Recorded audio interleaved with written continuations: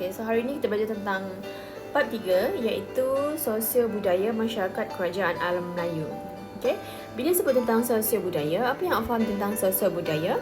Sosial budaya adalah merupakan cara hidup dan pemikiran sesebuah masyarakat. Okay, so kalau sebut tentang sosial budaya, awak fokus kepada cara hidup mereka dan juga pemikiran mereka. So dalam tajuk ini, Kerajaan Alam Melayu adalah terdiri daripada kerajaan apa? Kerajaan Funan, Kerajaan Champa, Kerajaan Sriwijaya, Angkor, Majapahit, Kedah Tua dan juga Gangga Negara.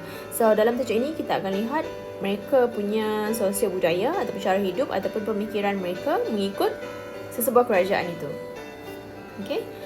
So seterusnya, okay, tajuk 3.1 bahasa dan tulisan. Okay, bahasa dan tulisan ini merujuk kepada tulisan apa yang mereka guna, bahasa apa yang mereka guna. Kita akan lihat kepada setiap kerajaan alam Melayu itu. Okey, tengok kerajaan Funan. Kerajaan Funan ini berada di mana? Okey, kerajaan Funan ini adalah yang seperti awak belajar, dia adalah kerajaan Hindu yang pertama di Asia Tenggara dan terletak di Kemboja. Okey. Sekarang Kemboja lah. Okey, so kerajaan Funan, apa dia punya bahasa? Dia orang guna bahasa Sanskrit. Bahasa Sanskrit ni adalah berasal daripada India. Okey. Lepas tu mereka kenapa ada bahasa Sanskrit di situ? Sebab ada bukti penemuan batu bersurat Funan yang bertarikh pada abad kedua menunjukkan bahasa Sanskrit digunakan sebagai bahasa utama. Okay, kemudian tulisan. Apa tulisan kerajaan Funan? Berasaskan tulisan orang Hu yang menggunakan tulisan orang India.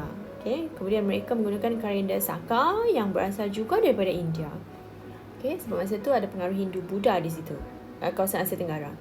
Okay, kemudian kerajaan Champa. Kerajaan Champa ini terletak di Vietnam sekarang. Kalau dulu ibu negara dia adalah Indrapura, Vijaya, Paduraga. Mesti awak dah belajar benda ini. Okay, kemudian bahasa dan tulisan yang mereka gunakan. Okay, dalam kerajaan Champa ini mereka menggunakan bahasa Melayu Champa dan juga bahasa Sanskrit. Okay, macam mana kita boleh tahu? Sebab ada bukti batu bersurat menemukan bahasa ini digunakan dalam kerajaan itu. Tulisan apa yang mereka gunakan? Okey, masyarakat kerajaan Champa menggunakan tulisan Pallava dan juga tulisan Champa kuno. Okey, macam mana kita boleh tahu? Sebab ada penemuan inskripsi. Apa maksud inskripsi? Inskripsi ini adalah sesuatu penemuan ataupun lakaran ataupun tulisan pada sesebuah permukaan. Okey, mungkin permukaan batu atau permukaan dinding gua ataupun sebagainya. Permukaan yang boleh ditulis tulisan lah. Okay, bila pada abad ke-6 dan ditulis oleh Raja Sambuvarman. Okay. Kemudian apabila agama Islam tersebar di kerajaan Champa abad ke-8, okay, start dari situ mereka menggunakan bahasa Melayu Champa sebagai bahasa utama.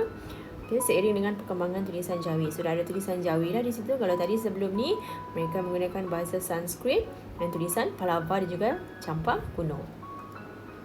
Okey, seterusnya kerajaan Sriwijaya. Kerajaan Sriwijaya ini adalah terletak di Sumatera sekarang. Okey, Sumatera. Jadi, bahasa dan tulisan mereka gunakan ialah bahasa Melayu. Okey, dalam urusan pentadbiran, urusan harian. Okey, masih lagi ada pengaruh bahasa Sanskrit. Bahasa Sanskrit ini pengaruh India. Okey, kemudian hal ini dibuktikan sebab kita ada jumpa batu-batu bersurat di mana di Kedukan Bukit, di Kota Kapur, Telaga Batu, dekat Telaga Tuong ada batu bersurat tentang penggunaan bahasa Melayu sebagai bahasa utama di kerajaan Sriwijaya. Okay, kemudian batu bersurat ini ditulis dalam bahasa apa? Ditulis dengan bahasa Melayu tapi masih lagi ada pengaruh bahasa Sanskrit. Tulisan apa yang mereka gunakan? Tulisan Pallava. Okay. Kemudian kerajaan Angkor. Kerajaan Angkor adalah terletak di Kemboja sekarang. Okay, dia orang menggunakan bahasa Sanskrit dan juga bahasa Khmer. Okay, kenapa kita cakap macam tu? Sebab ada bukti menunjukkan penemuan inskripsi pada dinding-dinding candi. Okay, so ada dua tulisan yang digunakan dalam kerajaan Angkor yang ditemui pada dinding candi iaitu tulisan Pallava dan tulisan Khmer. Okay, seterusnya kerajaan Majapahit. Kerajaan Majapahit ini terletak di Indonesia yang terletak di Jawa Timur. Okay, so masyarakat Majapahit masa itu adalah menggunakan bahasa Jawa kuno. Okay, dan menggunakan tulisan Kawi.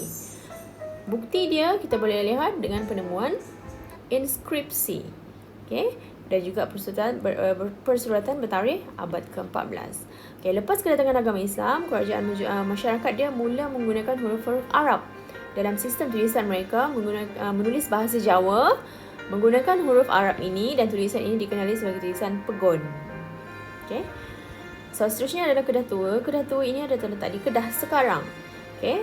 Masa itu mereka menggunakan bahasa Sanskrit dan juga tulisan Pallava.